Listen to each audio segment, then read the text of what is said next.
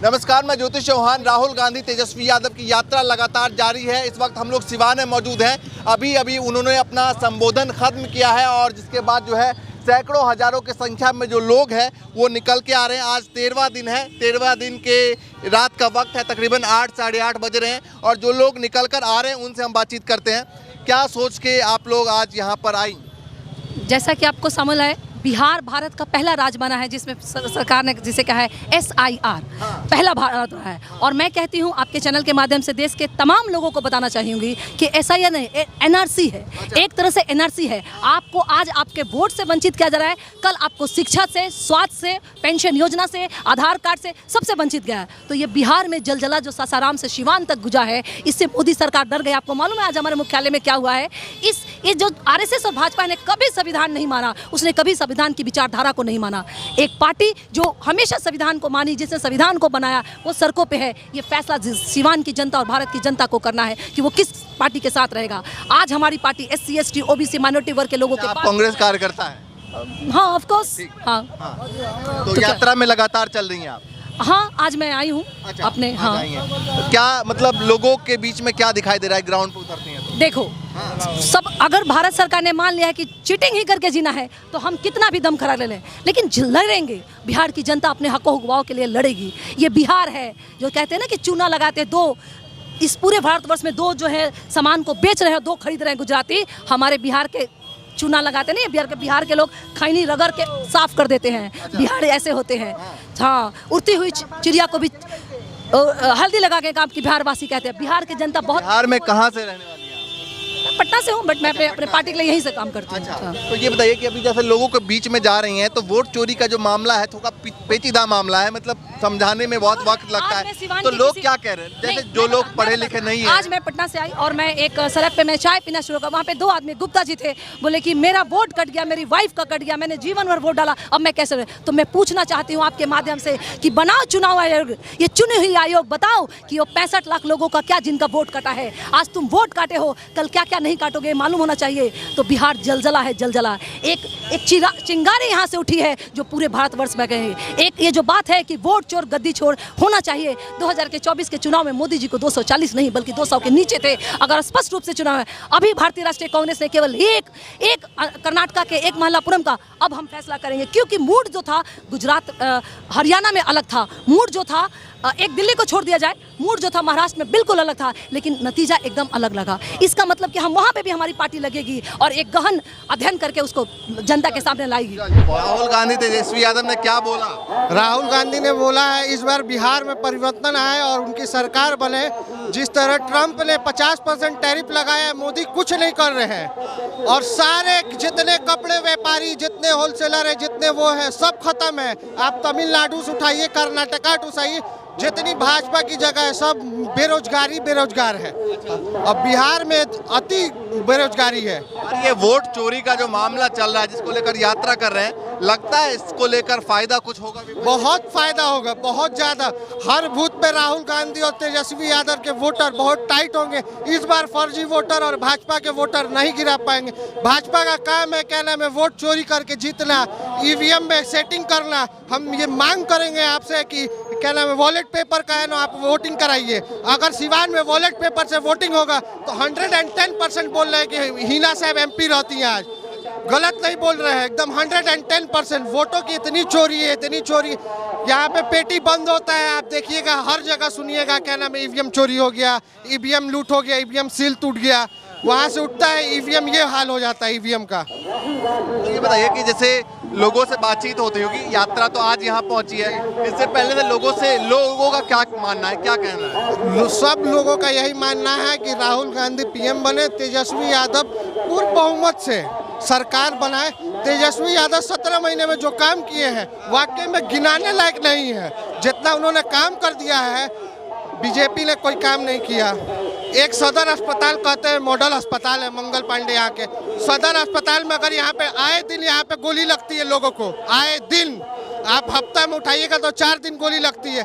यहाँ पे गोली निकालने का व्यवस्था नहीं है, सिर्फ यहाँ पे से रेफर कर दिया जाता है। गोली लगती है, गोली निकालने की व्यवस्था नहीं, कुछ नहीं है। बच्चा आदमी बच नहीं पाता है। वही भाजपा का नेता को लग जाएगी तो पूरा सदर अस्पताल में डॉक्टरों की लाइन लग जाती है और आम पब्लिक को किसी को कुछ हो जाता है तो कोई सुनवाई नहीं है। नीतीश कुमार सुशासन बाबू कहते हैं। आप देखिए ना, पटना में उन्हीं के सरकार में हॉस्पिटल में घुस के गोली मार रहा है सब। उनका इनकाउंटर होना चाहिए, हम मांग करते हैं। कहाँ से आ रहे हैं भाई साहब? राहुल जी आए थे। आप लोग कहाँ से आए हैं?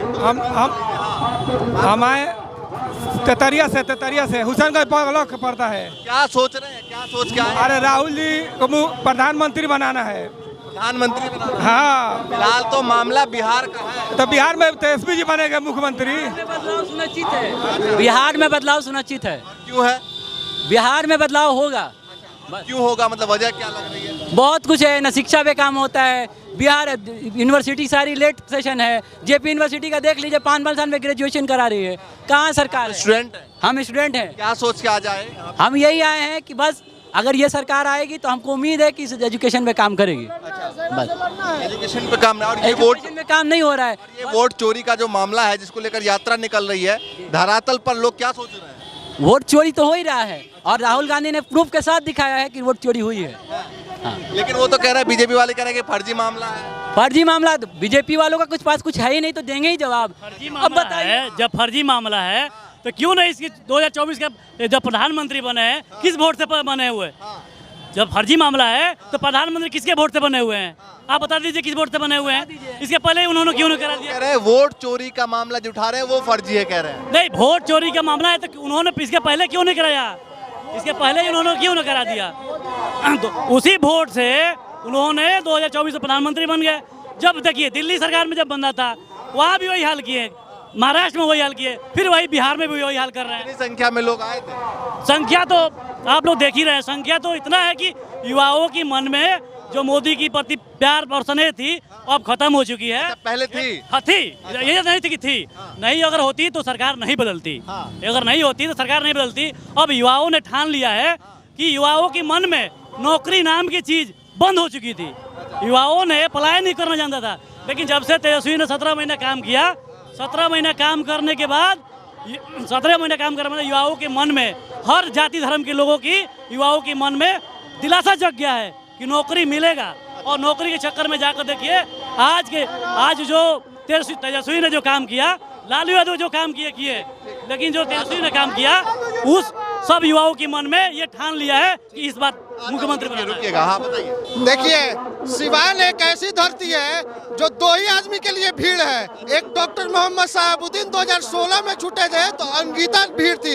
एक आज है 2025 जो राहुल गांधी आए तो आप गिन नहीं सकते भीड़, एकदम गिन नहीं सकते, लाखों की तादाद में है ये। यही भाजपा की रैली हो तो इतनी अगर भीड़ जुटा दे तो मैं क्या नाम जो बोलिएगा वो करने के लिए तैयार हूँ।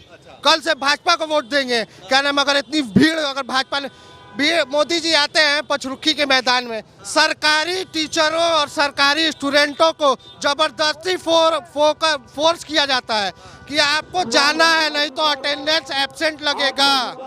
ये डीएम ऑर्डर करते हैं, मंगल पांडे ऑर्डर करते हैं, ये मंत्री लोग का ऑर्डर रहता है।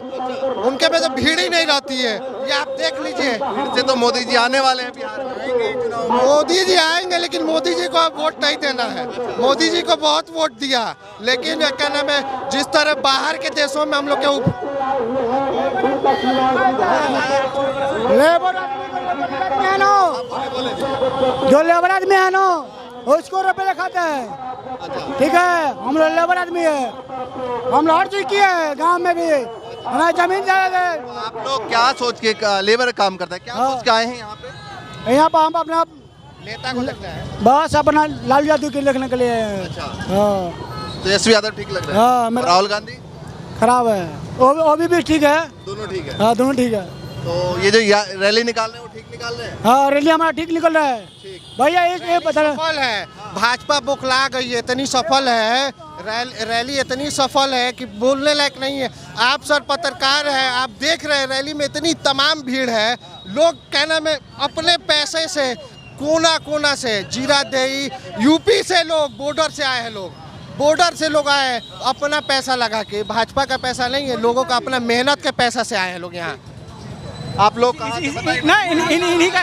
क्या आप कहाँ से हैं? मैं सिवान से ही हूँ, लगभग यहाँ देहाती इलाके से 22 किलोमीटर दूर से मैं आया हूँ। अच्छा, क्या सोच के आज आए यहाँ पे आप?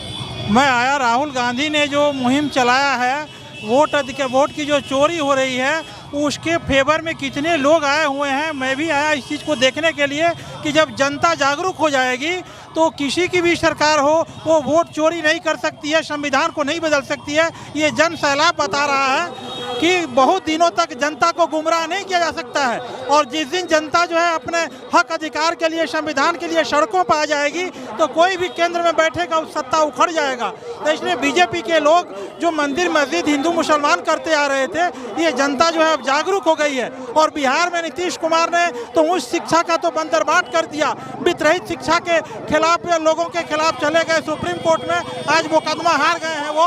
ये बात बताता है शिक्षा और रोजगार का हालत बहुत चौपट है। तो बिहार के लोग तेजस्वी यादव को मुख्यमंत्री चाह रहे हैं, युवा चाह रहे हैं तेजस्वी यादव को, ताकि रोजगार मिलेगा और तब बिहार का विकास होगा। ये जो वोट चोरी का मामला है, बीजेपी कह रहे हैं फर्जी मुद्दे उठा रहे हैं। ये तो बीजेपी तो जिन मुद्दों को जो भी लोग कह रहा है उसको कह रहे हैं सब फर्जी है। अरे फर्जी है तो सामना तो करो।